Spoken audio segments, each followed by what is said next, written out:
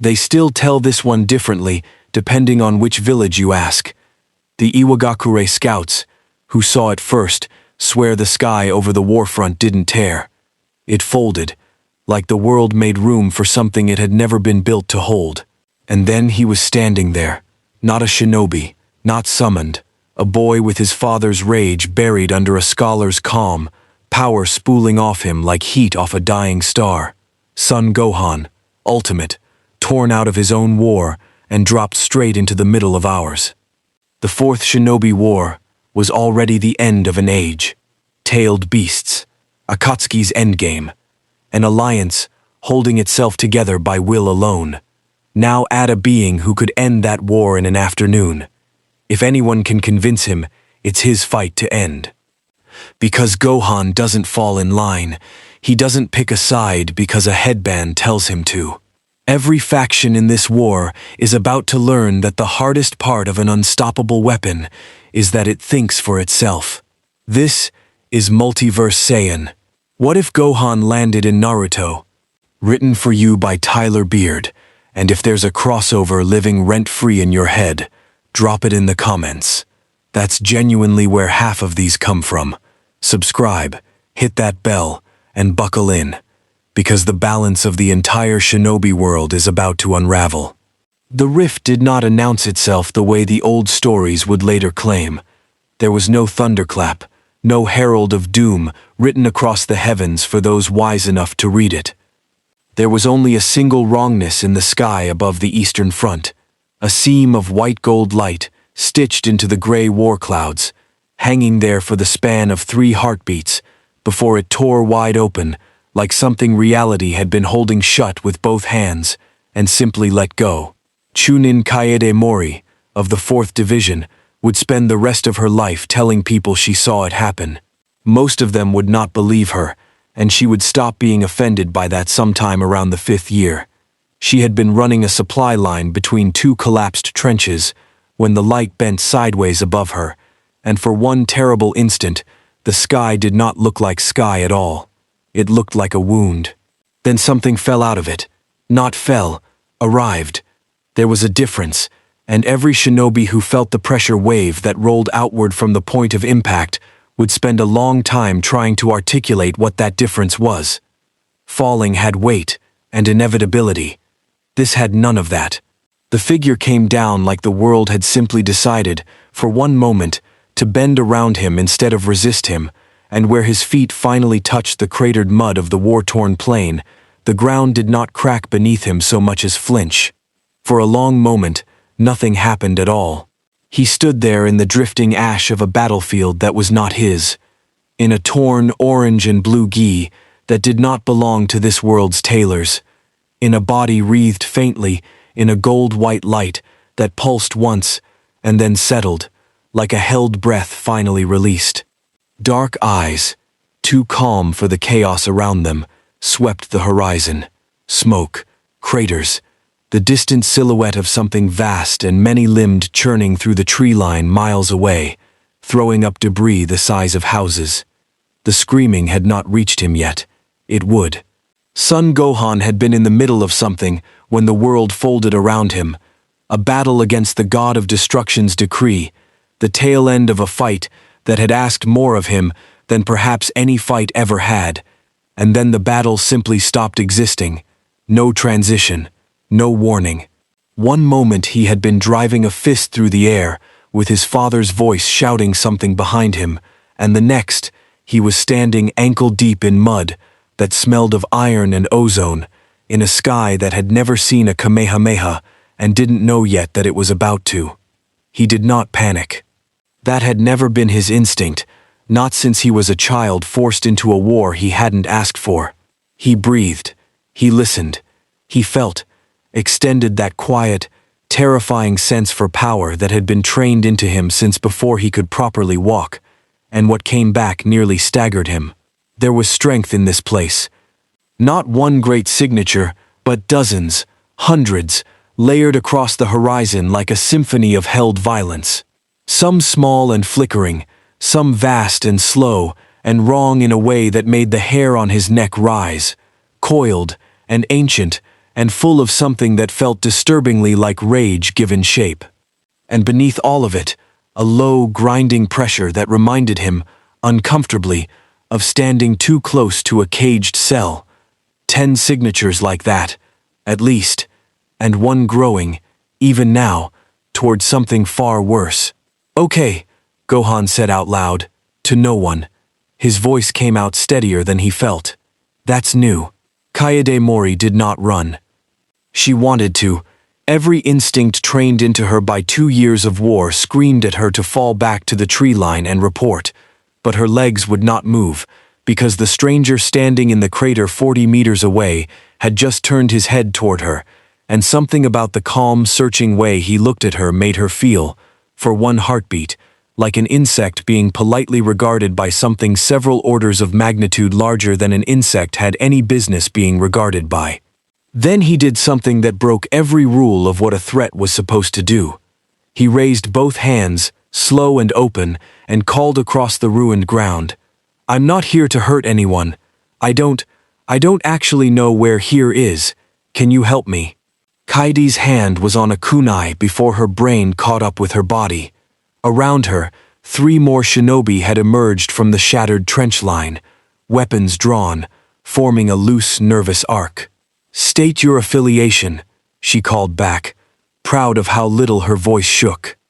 "Konoha, Suna, Kiri, Kumo, Iwa, who sent you?" "Nobody sent me." Gohan's brow furrowed, genuine confusion breaking through the careful stillness. "I don't know any of those names. I was fighting someone, and then I was just—" He gestured at the crater, at himself, helplessly. "Here." It was, Kage would think much later, the single strangest interrogation of her career, conducted at Kunai Point across 30 feet of open ground, with a boy who radiated more raw pressure than she had ever felt from a living thing, and who nonetheless kept his hands raised and his voice level, and did not so much as flinch when her captain arrived with 6 more shinobi and a very direct threat to detain him by force. He let them. That was the detail that would end up in every report filed that week, underlined twice by 3 different officers. When 8 shinobi surrounded him with chakra-flared weapons and a seal tag ready to bind him, Son Gohan, who could, had he wished it, have ended all 8 of their lives before any of them completed a single hand seal, simply lowered himself to one knee, laced his fingers behind his head, and said, "Okay. I'll come with you. Just, please, can somebody tell me what's happening? What is this war about?" Word moved faster than the shinobi carrying it. By the time Kakashi Hatake received the report at the Allied command post, third hand, breathless, half disbelieving, the language being used to describe the stranger had already curdled from anomaly into something closer to weapon. A being that had appeared from a tear in the sky itself, a pressure that had registered on sensor-type shinobi positioned nearly 2 miles away. A power level that, if the initial readings held any truth at all, sat somewhere in the neighborhood of a Jinchuriki's tailed beast cloak, possibly beyond it. Kakashi read the report twice, his single visible eye narrowing with each pass, and then looked up at Shikamaru Nara, who had gone very still in the way he always did, right before saying something nobody wanted to hear. "Well," Shikamaru said, "that's not good timing." "No," Kakashi agreed, "it really isn't." The war was already balanced on a blade's edge, Obito's endgame accelerating by the day, the beast that would one day wear the name 10 Tails clawing itself further into completion with every passing hour. The Allied forces stretched thin across 4 fronts, and bleeding shinobi they could not afford to lose. The last thing any of them needed was a wild card powerful enough to reshape a battlefield by simply existing on it. But that, Kakashi thought grimly, folding the report closed, was precisely why they could not afford to treat this as anything less than it was. Ignore it, and it might become someone else's weapon before it became theirs, or worse, no one's weapon at all, simply an unmeasured force with unknown loyalties standing somewhere on the map. "Bring him in," Kakashi said. "Under guard, not under threat." I want him talked to before anyone decides he's a problem to be solved. Shikamaru exhaled through his nose, the particular sigh of a man who had already wargamed 6 ways this could go badly, and liked none of them. And if Command decides otherwise, then Command can explain to me, Kakashi said, why we escalated a being capable of leveling a division into an enemy, instead of trying diplomacy first. He paused, and something darker moved behind his eye. We've made that mistake before. I'd rather not make it with something we don't understand at all. They brought Gohan to a fortified command outpost 3 miles behind the front. A squat compound of reinforced earth walls and chakra suppression seals layered thick enough to give even a tailed beast pause, though nobody in that room was foolish enough to believe the seals alone would hold if their guest decided otherwise. He sat where they told him to sit. He answered every question with a patience that unsettled the interrogators more than hostility would have, because hostility they understood, and this quiet, searching cooperation did not fit the shape of any threat profile they'd trained for. He told them about Earth, a different Earth, he was careful to clarify. Not this one, though the word alone made 3 separate note-takers stop writing and stare at him.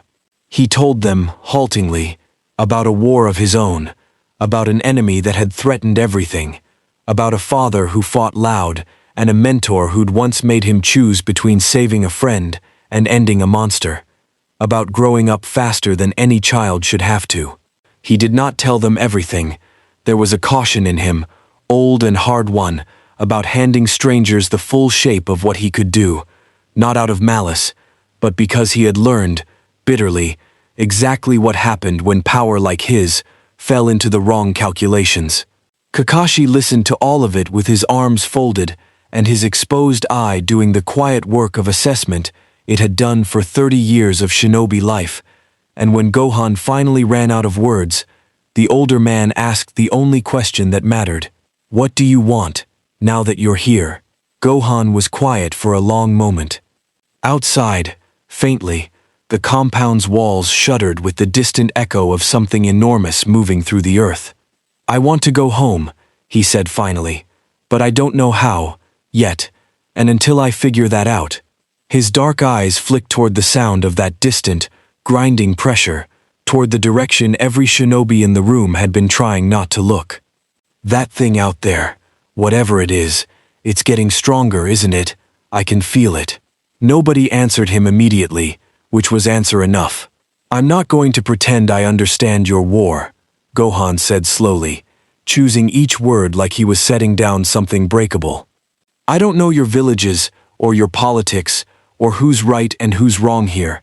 And I'm not going to just pick a side because you're the ones who found me first. That's not how I decide things. His jaw set, the calm cracking just enough to show the iron underneath it. But if that thing out there is what I think it might be, if it's building towards something that's going to hurt a lot of people who can't defend themselves, then I'm not going to just stand by and watch it happen. Not while I'm here. Kakashi and Shikamaru exchanged a glance freighted with an entire unspoken conversation. Across the war-scarred plain, in a location none of them could see, a masked figure in a black cloak lined with red clouds went suddenly and completely still, an orange-swirled mask, tilting toward the eastern horizon, as though he too had felt something new enter the equation. Obito Uchiha had spent years building toward an ending he alone understood. He had accounted for the allied forces. He had accounted for the Jinchuriki, the Kage, even the slim and unlikely chance of Naruto Uzumaki becoming more than a nuisance. He had not accounted for this.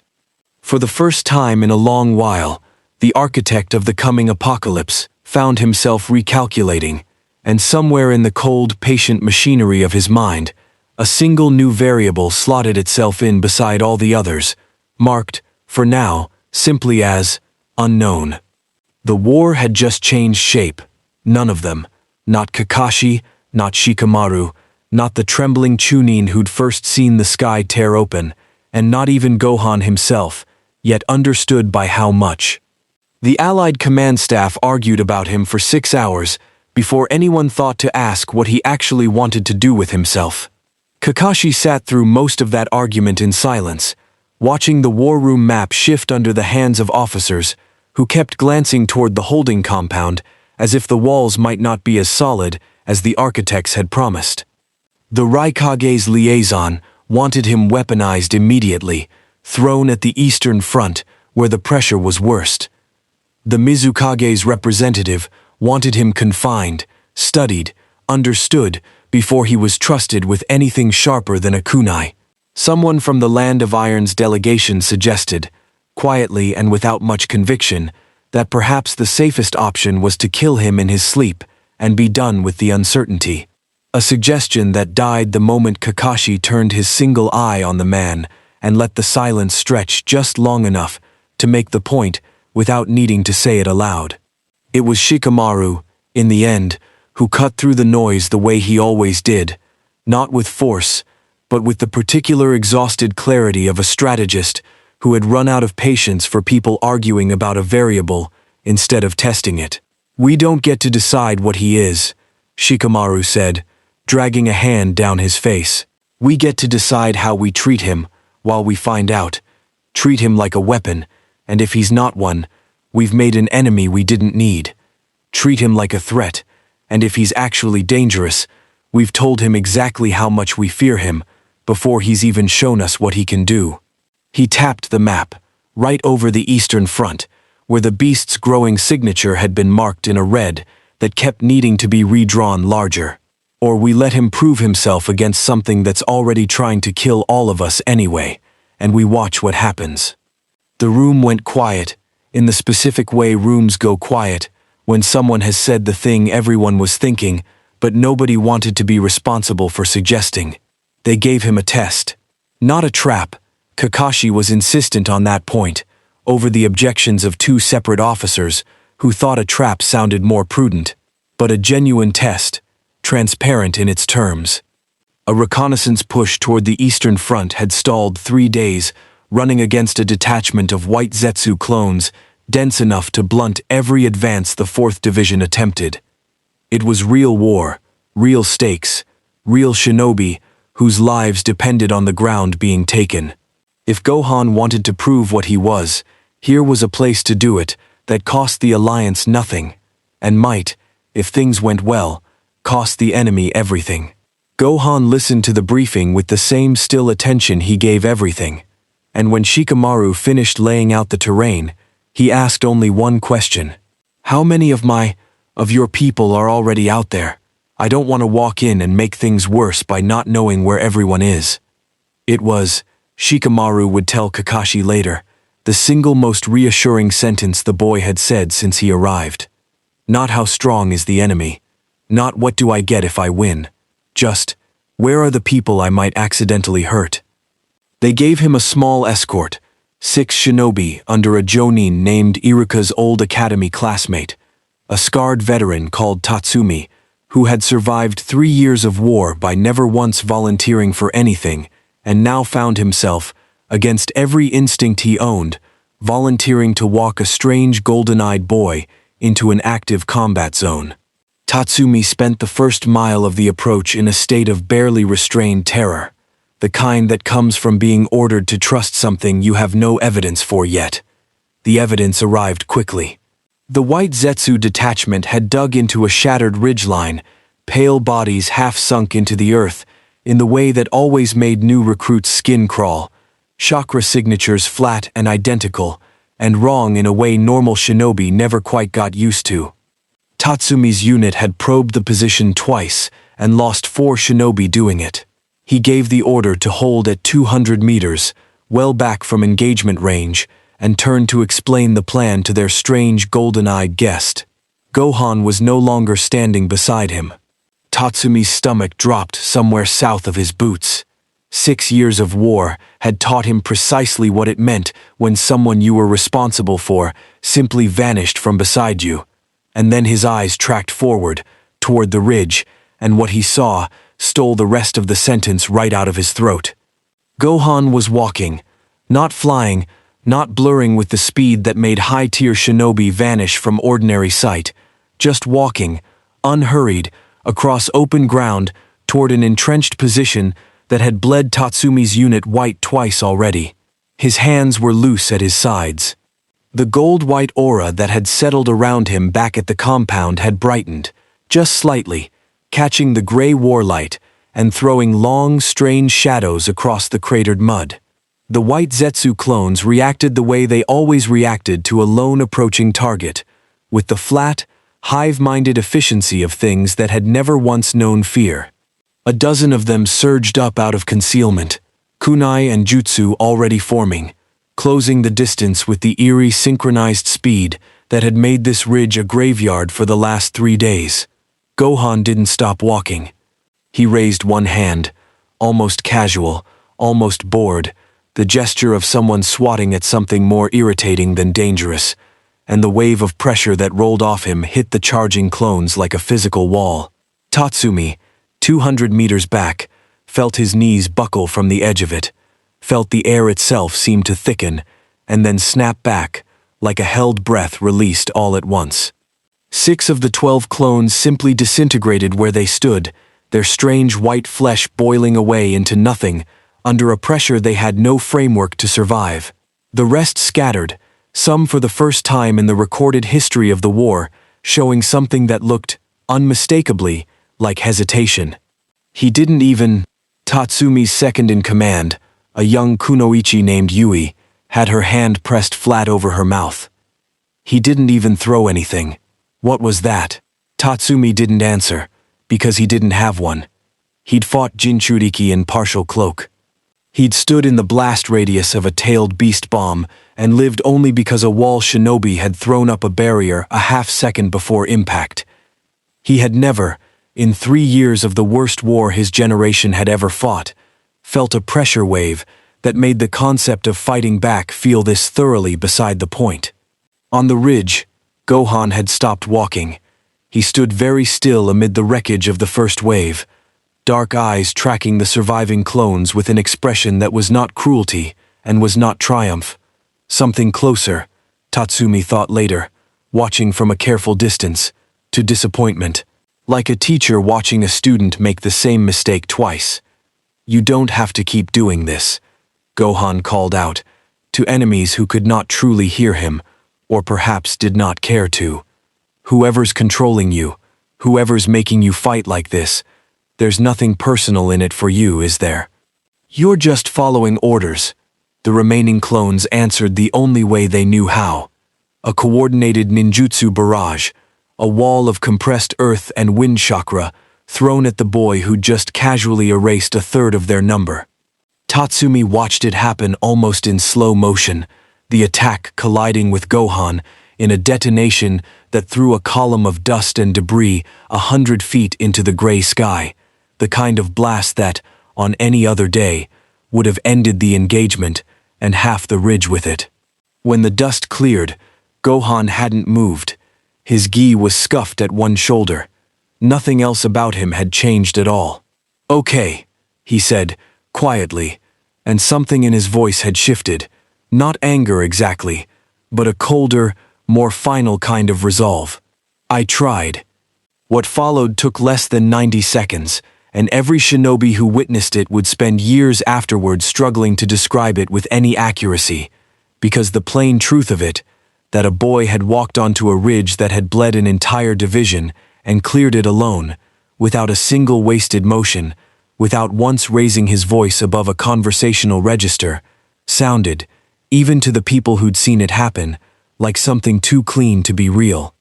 Word of the ridge reached the command post before Gohan and Tatsumi's unit had finished the walk back. Kakashi read the incoming report, with his exposed eye moving faster and faster down the page, and beside him, Shikamaru had gone very quiet, the particular silence of a strategist recalculating an entire war's worth of assumptions in real time. "He asked them to stop first," Kakashi said slowly, half to himself. "Before he engaged, he gave a white Zetsu detachment the chance to surrender. That's either the most naive thing I've ever heard," Shikamaru said, "or it tells you everything about how this kid actually thinks." He rubbed his temple. A weapon doesn't hesitate to ask permission from something it could crush without effort. A person does. Kakashi set the report down and looked out through the command post's narrow viewing slit, toward the distant tree line where the ridge had been, where a boy from another universe entirely had just single-handedly done in 90 seconds what 3 days and dozens of shinobi lives had failed to accomplish. "I want to talk to him again," Kakashi said. "Properly, this time, not an interrogation." He paused. "And get a message to Lady Tsunade and the other Kage. They need to know exactly what just walked into this war, before someone with worse judgment than mine decides they need to know it first. That someone, as it happened, already did." Miles away, in a location shrouded from every sensor the Alliance possessed, Obito Uchiha stood motionless before the towering, half-formed silhouette of the beast he had spent a lifetime building toward. The Ten Tails, still incomplete, still growing, still bound by chains of chakra and will that grew thinner with every passing week.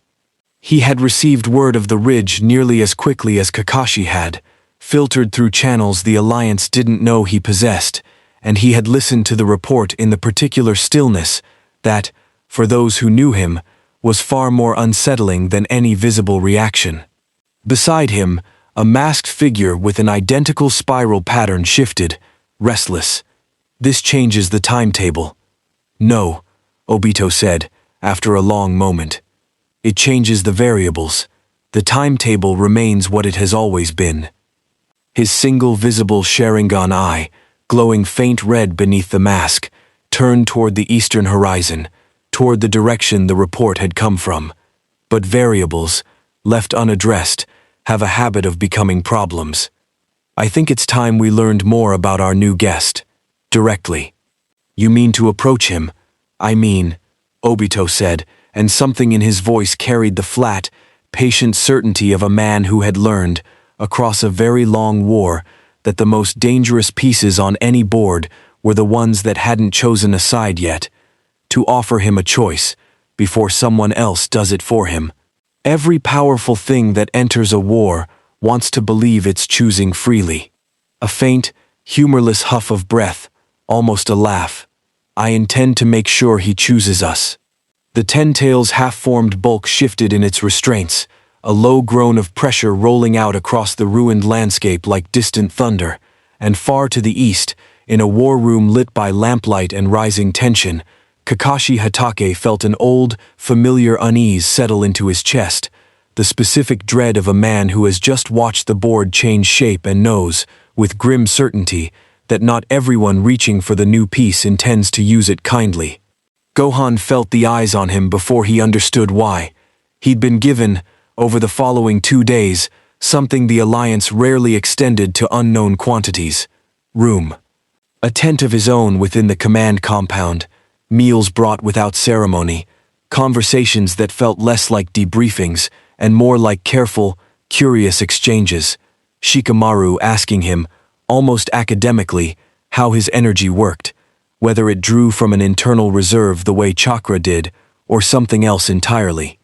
A young medic nin named Sakura Haruno spending an hour comparing notes on chakra pathways versus whatever it was that let him withstand a direct ninjutsu barrage without so much as a bruise. He answered what he could. He kept some things folded close, the way he always did, but the guardedness in him had softened by degrees, the way it tended to when people treated him like a person worth understanding, rather than a force worth measuring. It was Sakura who first noticed the shift in him, a stillness that entered his shoulders on the second evening, dark eyes lifting toward the tree line at the compound's southern edge for the third time in as many minutes. "Something wrong?" she asked, setting down the chakra pathway diagram she'd been sketching. "Someone's watching us," Gohan said quietly. "Has been for a few minutes now. Not close, but," he frowned, searching for the word, "patient. Like they're not in a hurry." Sakura's hand went to the kunai at her hip on reflex, years of war compressing the motion into something automatic. "Can you tell where?" "I can try." Gohan's eyes narrowed, that quiet sensing focus settling over his features again. And then, softer, almost surprised, there, just inside the tree line, one person, and whoever it is, he paused. Their energy feels strange.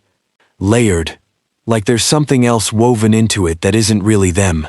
Sakura went very still. She'd heard that description before. In briefings she wished she could forget. That's a Sharingan you're describing, or something close to it.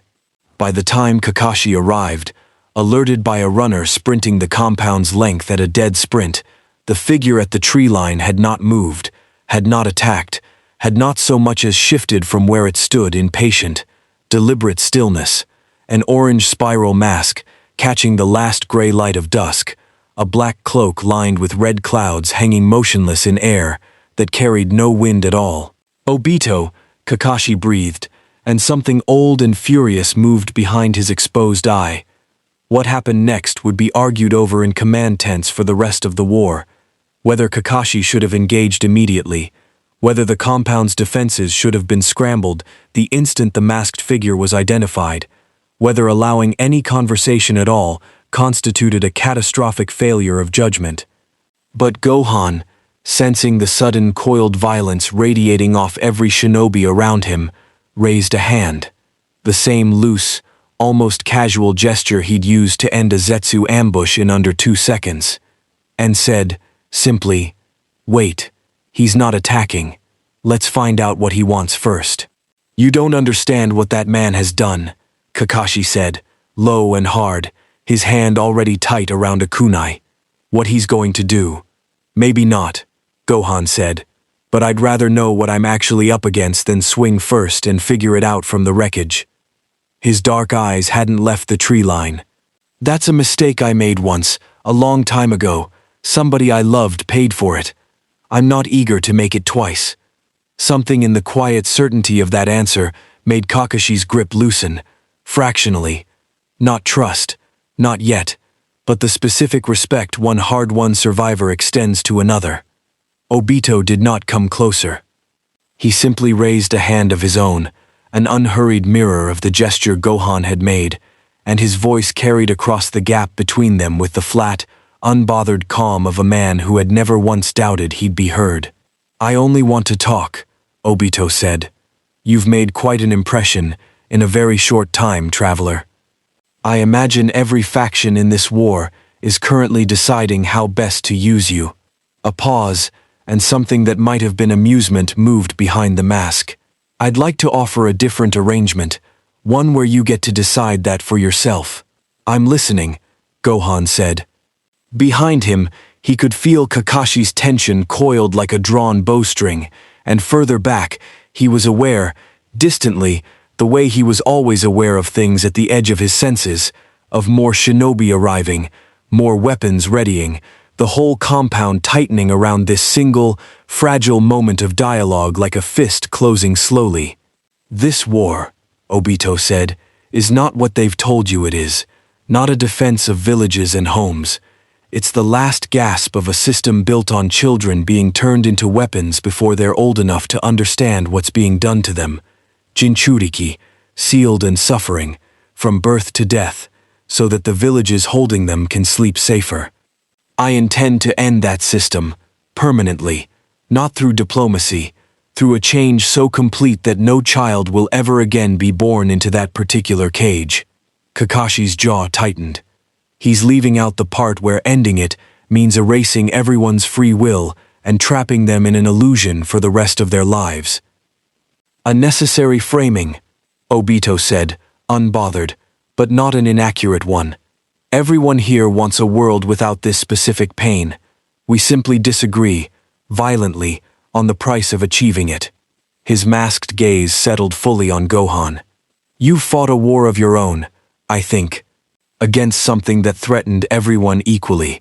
Tell me, when that fight was over, did the world you saved actually become fairer, or did it simply go back to being exactly as broken as it was before, minus one immediate threat?" Gohan didn't answer right away. Something in the question had found a nerve he hadn't expected exposed, an old, unresolved ache about a world he'd saved more than once, that had never quite become the world he'd hoped it would after. that had, in its own quiet ways, kept right on failing people even after the monsters were gone. It's not perfect, Gohan said finally, carefully. It's never going to be perfect. But that doesn't mean the answer is taking away everyone's ability to choose anything for themselves. That's not ending suffering. That's just replacing it with a different kind. One where nobody even gets to fight for something better, because nobody's really there to fight at all.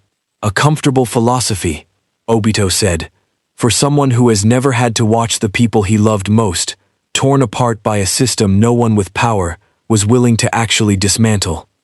You don't know what I've watched, Gohan said, and for the first time since he'd arrived in this world, something hard and old moved behind his calm. Not anger exactly, but the flat, unshakable weight of grief that had been carried a very long time and set down very carefully so it wouldn't spill over onto people who didn't deserve it. I've buried people too. I know exactly what that cost feels like. His eyes didn't waver. And I still don't think the answer is taking the choice away from everyone else so it never has to hurt again. That's not mercy. That's just a different kind of cage. For a long moment, the masked man said nothing at all. Somewhere behind him, in the deep tree line, the vast, restless pressure of the half-formed ten-tails pulsed once, like a held breath. A pity, Obito said finally, and if there was disappointment in his voice, it was buried too deep to be certain of. I'd hoped you might see it more clearly than they do. He inclined his masked head, a gesture that carried more threat than any weapon drawn. Then I suppose we'll simply have to see which of us the war actually agrees with, in the end. He was gone before Kakashi's kunai finished its throw, not fled, not retreated, simply elsewhere, the space where he'd stood dissolving into nothing, with the same casual violation of physical law that had first announced his presence. Kakashi stood there a long moment, breathing hard, kunai still raised at empty air, and beside him, Gohan let out a slow breath of his own, the tension in his shoulders finally, fractionally, easing. That was Obito Uchiha, Kakashi said, lowering the kunai with a hand that was not quite steady, the man building toward the end of everything. You just told him no to his face. I told him no to an argument, Gohan said quietly. Not to the pain behind it. I think that's different. I think that matters. He looked toward the tree line where the masked man had vanished, something troubled moving behind his dark eyes. He's not wrong that something's broken here. He's wrong about what fixing it should cost. The report of Obito's direct approach reached every corner of Allied command within hours, and with it came a fracture that had been quietly forming since the moment the sky first tore open 3 days prior. A fracture between those who saw an unaligned, world-ending amount of power as an asset too valuable to leave uncommitted, and those who saw the exact same thing as a threat that had just proven it could be approached, courted, potentially turned. Lady Tsunade's response, relayed through a chain of increasingly nervous couriers, was blunt in the way only a Hokage under existential pressure could afford to be. Bring him to Konoha directly. I want to look him in the eye myself before this war decides what he is without my input. The Raikage's response was blunter still, and considerably less patient. A demand, not a request, that the traveler be conscripted formally into Allied service before Akatsuki's overture had the chance to land a second time. Not everyone shared his urgency. The Tsuchikage's delegation raised, quietly but pointedly, the question nobody in the war room wanted to say aloud. What precisely stopped this being from simply deciding, on his own authority and with no one's permission at all, that the entire war beneath him was beneath his notice, and walking away from all of them the same way he'd fallen into it? Kakashi found Gohan alone that night, sitting on an overturned supply crate at the compound's edge, staring up at a sky that had never fully stopped looking wrong to him, gray and close, and utterly unlike the stars he knew from home. You're thinking about leaving, Kakashi said. It wasn't a question. I'm thinking about a lot of things, Gohan admitted. About home, about whether I even can get back there, about what happens to all of you, if that thing, a nod toward the distant, pulsing pressure of the ten tails, finishes forming while I'm still deciding what I'm supposed to be doing here. He exhaled, long and tired, the weight of a boy who'd been asked to carry too much, too many times, in too many worlds. I didn't come here to fight your war for you, but I don't think I can just stand here and watch it happen either. That's not really a choice I know how to make. Kakashi settled onto the crate beside him, an old man's tiredness in the motion, despite the mask that hid most of his face. For what it's worth, he said, the fact that it's not an easy choice for you is the only reason I actually trust you at all. A faint, humorless huff, almost a laugh. Everyone who's found this decision easy, in my experience, has ended up being exactly the kind of person you don't want holding this much power. Far to the west, in the deep dark beneath a mountain the Alliance had not yet located, the vast bound shape of the Ten Tails shifted again in its chains. Closer now, by some measure no sensor could quite capture, to the completion that would end the careful, fragile balance the entire war had been fought to preserve. The board had changed. Every faction that mattered now knew it. What none of them yet understood, not Kakashi, not Tsunade, not even Obito himself, watching from his patient distance, was that the war's true breaking point would not arrive on the day the beast finished forming. It would arrive on the day Son Gohan finally decided, for himself, exactly what he was willing to become to stop it. The Ten Tails finished forming on a morning that started, for most of the Allied forces, like any other. There was no grand omen this time, no tearing sky, no unmistakable signal that history had just hinged on something none of them could stop. There was only a silence that spread outward from the western mountains in the space of a single hour, a silence that every sensor-type shinobi in the Alliance felt before they understood what it meant, a stillness in the world's underlying chakra that felt, to those sensitive enough to register it, like the entire earth holding its breath.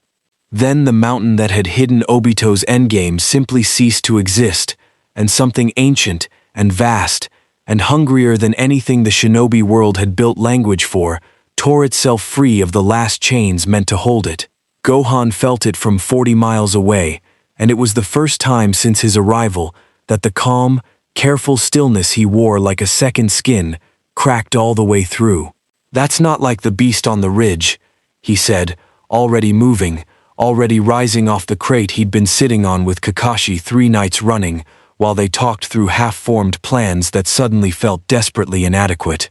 That's not even like the pressure I felt when I first got here. That's... He stopped, searching for a comparison that made sense in a language built for a different universe entirely. That's Cell Saga levels, maybe worse. It's still growing. Kakashi didn't ask him to clarify. The look on Gohan's face was clarification enough. What followed was not a battle so much as an unraveling, the word Shikamaru had used, weeks ago, to describe the shape this war might take, now proving itself with brutal, literal accuracy. The Ten Tails moved across the western front like a natural disaster given intent, and every carefully drawn battle line the Alliance had spent 3 years constructing simply dissolved in front of it. Villages that had stood distant from the fighting found the war arriving at their doorstep within hours. Kage-level shinobi, who had held their own against Akatsuki's individual members, found themselves, for the first time in the war, genuinely uncertain whether victory was a thing still available to them. Gohan reached the front an hour after the beast fully emerged, and the first thing he did, before engaging, before anything else, was find every pocket of retreating civilians and shinobi within his sensing range, and simply move them, faster than any of them could track, to ground the beast's rampage hadn't yet reached. It cost him nearly 10 minutes he didn't strictly have, 10 minutes in which the Ten Tails tore through another mile of contested ground unopposed, and he did it anyway, because the alternative, engaging immediately and leaving people to die in the gap he could have closed, was not a trade he was willing to make. You could have hit it 10 minutes sooner, Shikamaru said afterward, not as an accusation, watching from a command outpost as Gohan finally turned toward the beast itself. "I know," Gohan said simply. "I'd make the same choice again." Then he stopped talking, and the ground stopped being a safe place to stand. What the surviving witnesses would later describe, in reports that reached every Kage, every surviving Sannin, every corner of a shinobi world that had never in its recorded history seen anything like it, was less a fight than a collision of two different kinds of law.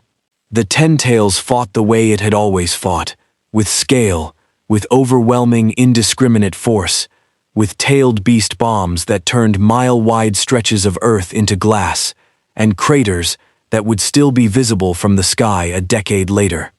It did not think, not in any way a shinobi would recognize as thought. It simply existed as pure, ancient hostility given form, and it brought that hostility to bear with a totality that had, until this morning, made it functionally unstoppable. Gohan met it anyway. Not recklessly. Every shinobi watching from a safe distance would later insist, unanimously, that whatever this boy was, he was not fighting like someone with an infinite well of safety to fall back on. He fought like someone who understood, with total clarity, exactly how much was riding on every choice he made, and who had simply decided that the cost of trying was smaller than the cost of not trying at all. A tailed beast bomb, vast enough to have ended the war in a single detonation, met a wall of gold-white light that Gohan threw up between it and a division of retreating allied shinobi, met it, and held, and did not break, though the sheer pressure of absorbing that impact drove him 100 feet into the scorched earth and left him breathing hard for the first time since his arrival in this world. Around him, shinobi who had spent 3 years learning to fear the very concept of a tailed beast bomb watched a boy from another universe entirely take a hit that should have erased a mile of battlefield and simply stand back up. "Okay," Gohan said, quietly, to no one, wiping a thin line of blood from his lip with the back of one hand. That one actually hurt a little. It was, Sakura would later say, the single most terrifying sentence she'd ever heard spoken on a battlefield. Not because of the fear in it, because there was none, but because of the flat, matter-of-fact calm with which a boy who'd just survived an apocalypse-grade attack noted that it had merely hurt a little, the way another person might comment on stubbing a toe. The fight that followed lasted the better part of an hour that reshaped the Western Front's geography permanently, that would later require the Land of Fire's cartographers to redraw entire sections of the regional map, that ended with craters visible from orbit and a scar across the earth that shinobi children 2 generations later would still be told stories about. Gohan did not win it cleanly. The Ten Tails was not a singular, defeatable body in the way a person was. It was closer to a natural force, wearing the loose shape of a creature, and every wound Gohan opened in it seemed to knit closed again within moments. Chakra of an old, terrible density, pouring into the gaps faster than damage could accumulate. It was Shikamaru, watching from command, with a strategist's cold clarity, even as the ground shook beneath the outpost, who first identified the shape of the actual problem. "It's not going to run out," Shikamaru said, to Kakashi, to the assembled officers watching in a mixture of awe and rising despair. "He can hurt it. He clearly can. But it's got a chakra reserve on a scale we don't have language for, and it regenerates faster than even he can damage it alone. This isn't a fight one person wins by simply being stronger, not even him. Then what wins it?" Kakashi asked, though something in his voice suggested he already suspected the answer and did not like it. Shikamaru's eyes tracked across the map, toward the concentration of Jinchuriki and tailed beast chakra the Alliance had been carefully, desperately husbanding for exactly this eventuality. "It takes everyone," he said. "Every reserve we've been saving, every Jinchuriki, every scrap of beast chakra we've gathered. It has to be combined, his strength and everything we've got, together, in the same moment, or none of it is enough on its own." It was, in the coldest possible terms, exactly the argument Obito had made to Gohan 3 nights prior, twisted back on itself, that no single force, however vast, changed a broken system by acting alone. That real change, the kind that actually held, required people choosing, together, to bear a cost none of them could carry individually. Gohan, driven briefly back from the fight's front edge to catch a breath he didn't strictly need, but took anyway, heard the plan relayed to him through a runner shinobi shaking too hard to fully control her voice, and something in his exhausted, battle-worn expression shifted toward something that looked, for the first time since his arrival, almost like relief. "Good," he said. "I didn't want to be the only thing standing between that and everyone else. I don't think anyone should have to be that. Alone." He looked back toward the beast, toward the war-scarred horizon, toward a fight that had already asked more of him than any single afternoon should reasonably ask of anyone. "Tell them I'm ready whenever they are." What happened in the fight's final movement would become, within a decade, the single most told story in the entire shinobi world, recounted in academy classrooms, carved eventually into a memorial stone at the war's actual conclusion, argued over by historians who would never quite agree on which single moment had actually turned the tide. It was not, in the end, Gohan alone who broke the Ten Tails' momentum. It was Gohan and the combined, desperate, world's edge effort of every Jinchuriki still standing, every scrap of tailed beast chakra the Alliance had spent years carefully gathering, thrown into a single coordinated strike, timed to the second. A strike that asked Gohan to hold a gap in the beast's regenerating defenses open just long enough, at a cost that drove him to the absolute edge of what his own body could survive, for the combined force behind him to land. The world went white for the span of 3 full seconds. When the light cleared, the Ten Tails' rampage had stopped. Not ended. The beast still lived, still breathed, its vast bound form driven back and pinned by a sealing formation that would hold, for now, though every shinobi involved understood, with grim clarity, that "for now" was a phrase doing an enormous amount of work, but stopped, its unstoppable momentum finally, genuinely arrested, for the first time since it had torn free of the mountain that hid it.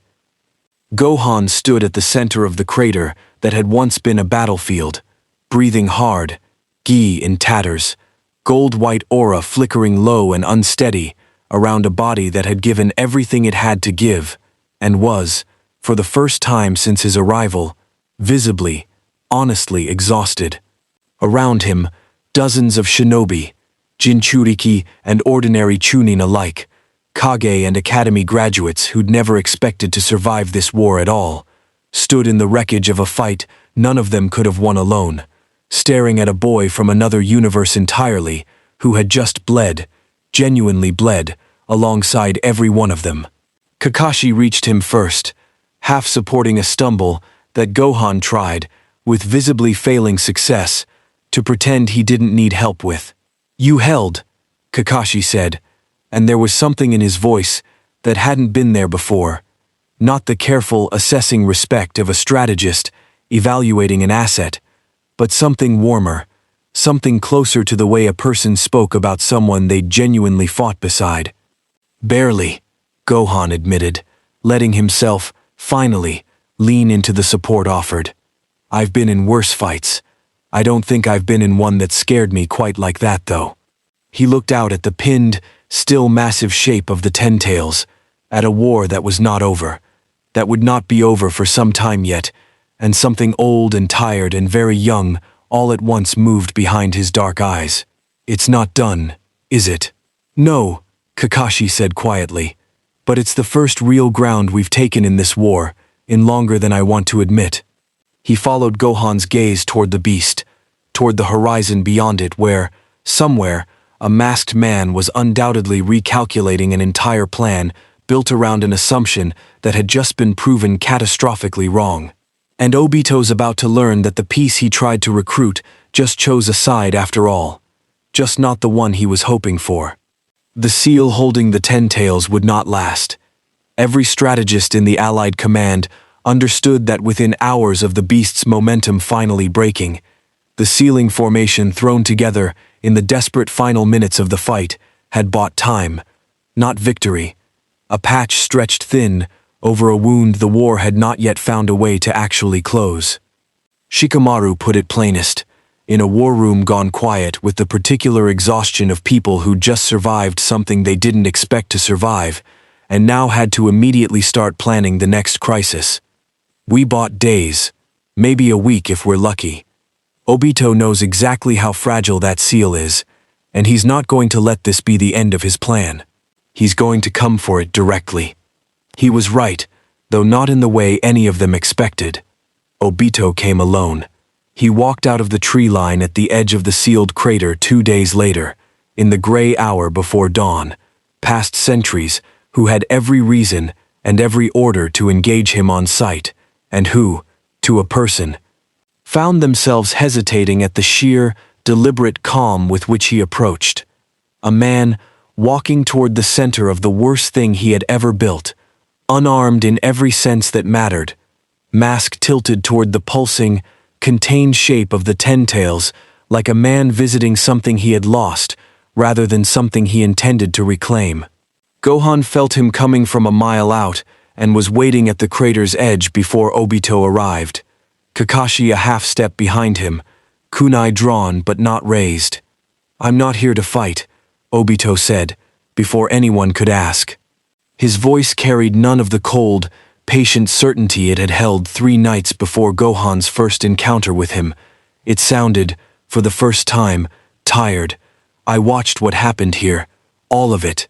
A pause, the mask turning slightly toward the sealed beast, toward the crater that still smoked faintly at its edges. "You held a gap open in that thing's defenses at a cost that should have killed you, so that people who were strangers to you an hour before could land a strike you couldn't land alone. You did that for a world that isn't even yours." "I did it because it needed doing," Gohan said carefully.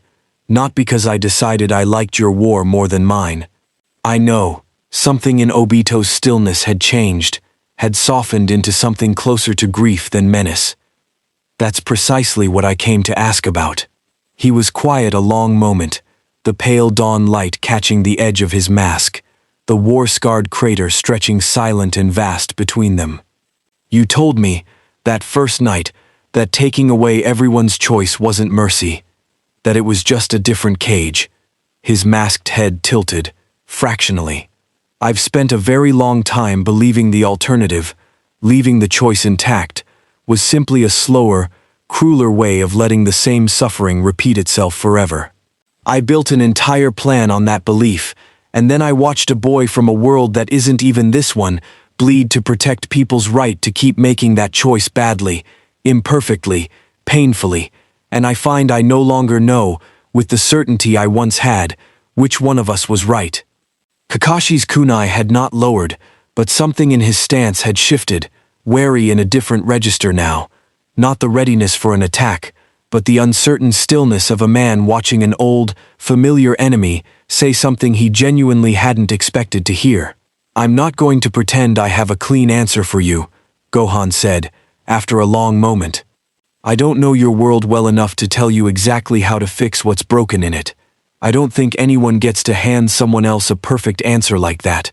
I think you have to actually build it, together, slowly, with people who disagree with you and fight you on it the whole way.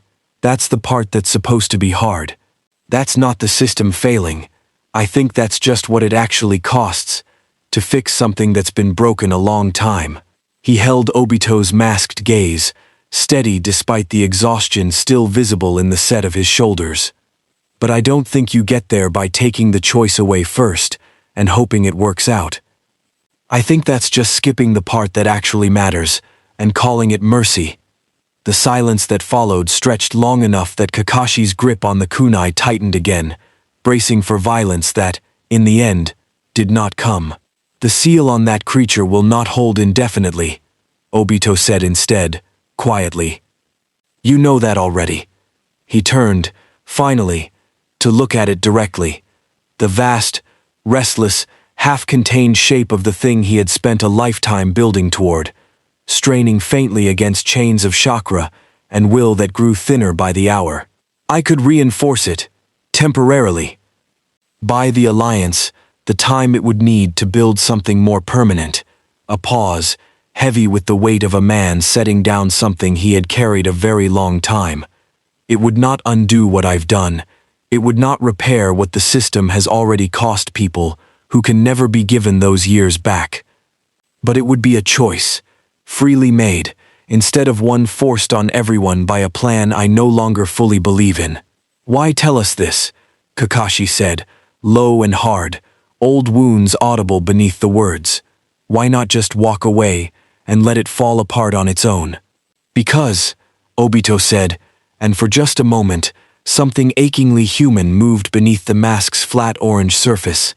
I would like, once, before whatever comes next for me, to make one choice that isn't built entirely on the certainty that I'm right, and everyone else is simply too afraid to see it. His gaze found Gohan's again, steady. You didn't convince me with an argument. You convinced me by bleeding for people who weren't yours to bleed for, and asking nothing back for it. I find that harder to dismiss than anything anyone said to me in a very long time. What followed was not forgiveness. Kakashi made that unmistakably clear.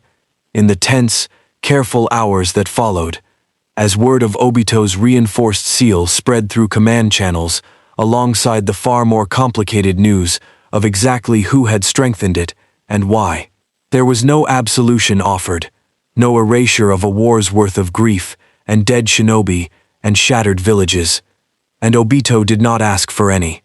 He reinforced the seal, in full view of a dozen wary shinobi, ready to end him the instant he showed the smallest sign of betrayal, and when it was done, he simply turned and walked back into the tree line the same way he'd arrived, not triumphant, not defeated, just a man who had, for one morning at least, chosen something other than the plan he'd spent a lifetime building. He'll be back, Kakashi said afterward, watching the tree line where the masked man had vanished, voice carrying no illusions about how simple any of this actually was. A man doesn't unmake that many years of certainty in one conversation. This isn't over, not by a long way. No, Gohan agreed, but it's different than it was yesterday. That matters, even if it's not everything. He looked toward the reinforced seal, toward the vast, pinned shape of the ten tails still straining faintly beneath it, toward a war that would still need to be finished by people who called this world home, not by him. I can't fix the rest of this for you. I don't think I'm supposed to. This isn't my war to end. It's yours. All of yours. His dark eyes moved across the gathered shinobi, across Kakashi and Shikamaru, and Sakura, and Tatsumi, and dozens of others who had, in the space of a handful of days, stopped looking at him like a weapon, and started looking at him like someone they'd genuinely fought beside. I think I'm supposed to help you get to the part where you get to keep fighting for it yourselves. He left 3 days later. It was Shikamaru, working with a captured fragment of the same space-time distortion that had first delivered Gohan into this world, who finally cracked the theoretical shape of a way home. Not a certainty, not a guarantee, but a genuine chance, built from principles that made his head hurt to even partially understand, stitched together from Uchiha space-time theory and a rift signature that had never fully closed behind Gohan's arrival. It might not work, Shikamaru warned, standing at the edge of a crackling, unstable tier in the pre-dawn air that looked disturbingly similar to the one that had first announced Gohan's arrival to this world. It might drop you somewhere else in your own universe, entirely, decades off from where you left. I can't promise you anything cleaner than probably home, probably close to when you left. That's more than I had a week ago, Gohan said, and there was something warm beneath the exhaustion in his voice, something that had grown, quietly, across the strange handful of days he'd spent in a war that had never been his own. Thank you, all of you, for not deciding what I was before you actually knew. Kakashi extended a hand, an oddly formal gesture between two people who'd bled alongside each other days before, and Gohan took it, the handshake lasting a moment longer than either of them strictly needed. "For what it's worth," Kakashi said, "you gave this war something it hadn't had in a very long time. Not just help, proof that the fight was still worth having honestly. Not shortcut, not forced, just fought for." A faint, tired smile beneath his mask, visible in the crease of his single eye. "That's rarer than raw power. Trust me, we've seen plenty of the other kind." Sakura pressed a small, carefully wrapped bundle of medical notes into his hands before he stepped toward the rift. Comparative studies on chakra pathways and energy signatures, neither of them fully understood, but had spent hours puzzling over together regardless. And Shikamaru simply nodded, the particular nod of a strategist who had run the numbers on 1,000 outcomes and for once found himself genuinely hoping the good one landed. "Good luck getting home," Shikamaru said, "and genuinely, try not to fall into any more wars on the way. We got lucky it was you." Gohan managed a tired, real smile at that, the first unguarded one several of them had seen from him since his arrival. "No promises," he said, "but I'll try." He stepped into the light, and the tier in the sky folded closed behind him with a sound like a held breath finally released, leaving behind a battlefield forever changed. A masked man somewhere in the tree line, quietly reconsidering the shape of everything he'd once believed with total certainty, and a war that would go on, imperfect and hard-fought and entirely, finally, still theirs to finish. The stories about him would outlive the war itself. Academy instructors, a generation later, would tell it differently, depending on which village trained them. Some emphasizing the ridge he'd cleared in 90 seconds, some the wall of light that held against a tailed beast bomb, some the quiet, unlikely conversation that had cracked open Obito Uchiha's certainty just enough to matter. The details blurred with retelling, the way legends always do. What never blurred was the shape of the choice at the center of it. A boy with the power to end a war outright, who had chosen instead to help the people already fighting it become strong enough to finish it themselves. He never learned how the rest of it ended, whether the seal held long enough, whether the choices made in his absence held true to what he'd hoped for. Some stories are like that. You give what you can, and you trust the people you gave it to. Somewhere, in a universe that had never heard of Konoha or Akatsuki or the long shadow of the Ten Tails, Son Gohan opened his eyes to a sky that finally, genuinely looked like home, carrying with him a handful of medical notes he didn't fully understand yet, and the quiet, certain knowledge that somewhere, a war he'd never asked to join was still being fought, by people who had, in the end, chosen to fight it honestly.